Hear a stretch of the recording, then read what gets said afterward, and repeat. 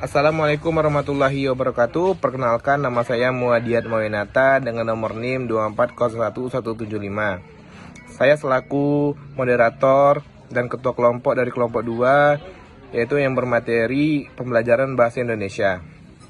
Nah, di sini saya berterima kasih kepada dosen pengampu, yaitu Aja Bunda Profesor Dr. Hasna Faiza AR M.Hum.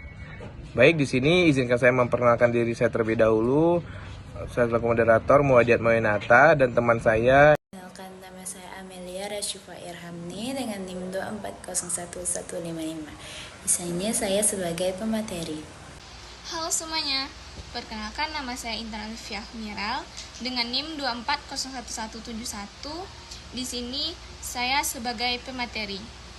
Halo semuanya, perkenalkan nama saya Isnani Julehesti dengan NIM 2401173. Saya sebagai pemateri.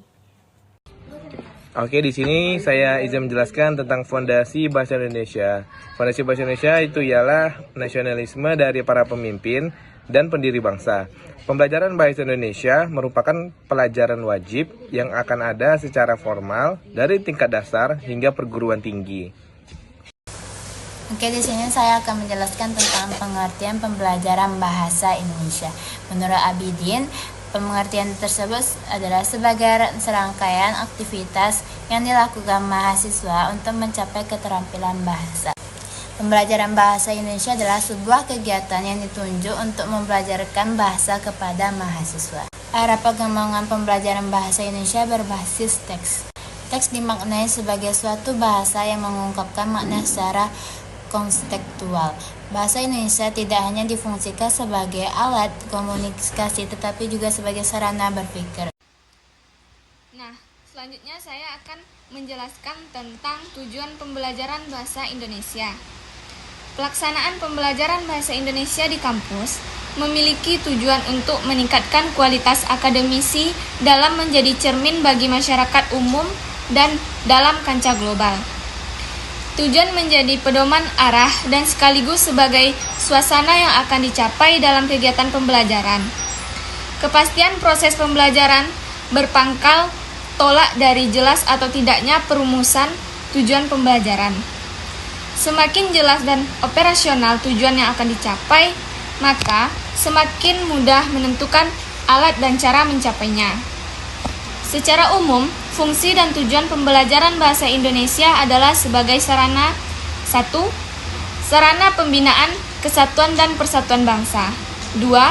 Sarana peningkatan pengetahuan dan keterampilan berbahasa Indonesia dalam rangka pelestarian dan pengembangan budaya. 3. Sarana peningkatan pengetahuan dan keterampilan berbahasa Indonesia dalam rangka meraih dan mengembangkan ilmu pengetahuan, teknologi, dan seni. 4. Sarana penyebarluasan pemakaian bahasa Indonesia yang baik untuk berbagai keperluan menyangkut berbagai masalah. 5. Sarana pengembangan penalaran.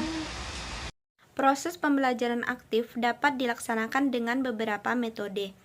Yang pertama itu ada tematik, yang dimana tematik ini memiliki tujuan menggabungkan atau menyatukan pengetahuan, keterampilan, dan nilai-nilai dalam menghasilkan konteks yang baru.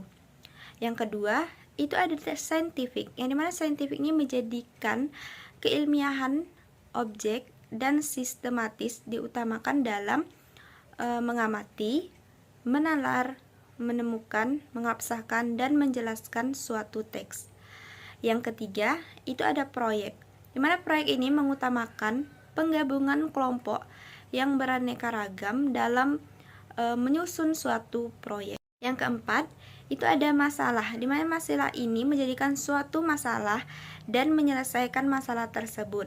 Yang kelima, itu ada kolaborasi, yang dimana kerjasama antara dua atau lebih disiplin ilmu yang berbeda dalam menyusun suatu proyek.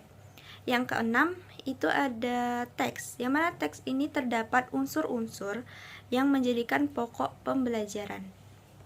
Baiklah, di sini saya akan menjelaskan fungsi dan tujuan metode pembelajaran aktif.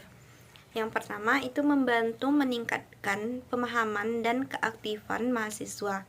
Yang kedua, itu menciptakan lingkungan belajar dan perkuliahan yang menyenangkan. Yang ketiga itu membantu motivasi para mahasiswa untuk menguasai pembelajaran yang menurutnya menjemukkan. Artinya menjemukkan ini membosankan. Yang keempat itu adalah melatih kerjasama antara mahasiswa dan mengasah rasa tanggung jawab mahasiswa, mengoptimalkan semua potensi yang dimiliki peserta demi mendapatkan hasil belajar yang optimal. Yang kelima itu menjaga perhatian mahasiswa agar tetap fokus terhadap tujuan pembelajaran. Baiklah, mungkin itu saja yang bisa kami tampilkan dari kelompok 2. Jika ada kekurangan kami mohon maaf. Wabillahi taufiq wal hidayah. Wassalamualaikum warahmatullahi wabarakatuh.